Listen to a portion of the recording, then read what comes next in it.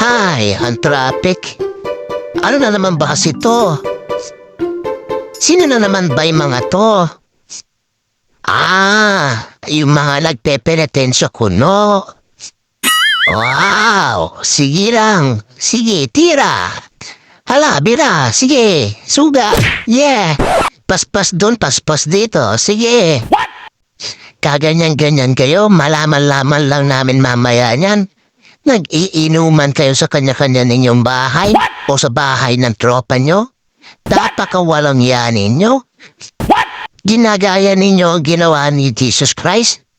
Ha? Para sabihin ko sa inyo, si Jesus Christ ay perpekto siya. Perpekto. Kayo, perpekto para gawin yung ganyang bagay? Tinubos na niya tayo sa pamamagitan ng kanyang dugo. Kayo, pinadudugo niyong katawan ninyo. Bakit niyo ba ginagawa yan? Ha? Tapos may mga alalay pa kayo. Ano?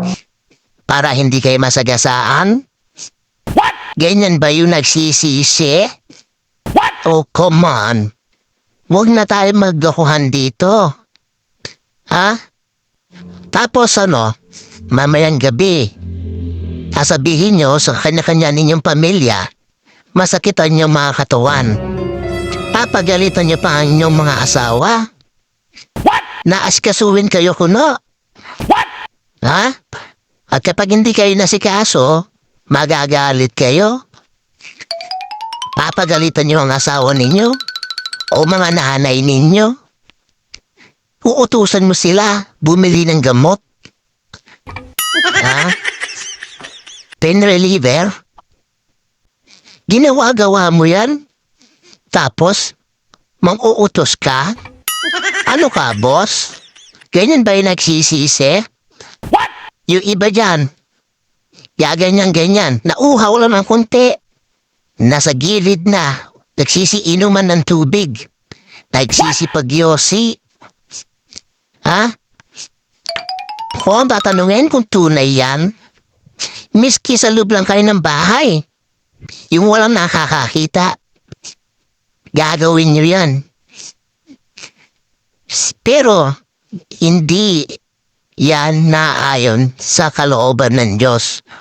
Wala siyang sinabing ganyan ang gawin. Ang pagsisisi, nagmumula sa puso at hindi sa pisikal ng pagpapakasakit. Halatang kapos ka sa kaalaman, iho.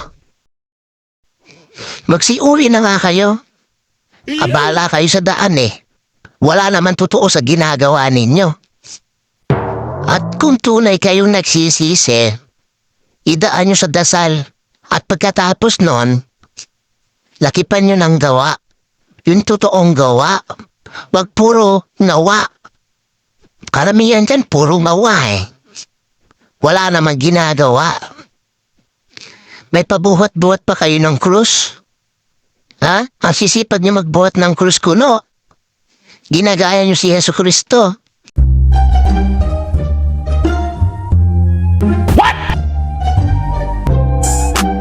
Naku po, pasikat pa more. Kung tunay yan, kaya nga na sinabi ko kanina, miski sa loob lang kayo ng bahay. Diba? Yan, nagpepenitensya. Gawin mo yan sa loob ng bahay habang nakaluhod ka ng asin kung gusto mo. Diba? Pero nagpapasikat ka. Yun, pasikat ka. Yung iba dyan, panay-lingon pa eh. Siguro naghaharap ng chicks. Keso, baka may nanonood sa kanila, magandang bebot, papakitang gilas, di ba? Sigurado ako dyan sa mga nagpepenitensya na yan, nagsiinom muna ng Red Horse yan, mga emperador, mga gin, o anong pang klaseng alak yan, para lang magdugo yung sa likod nila. Ha? Yan may pagsisisi?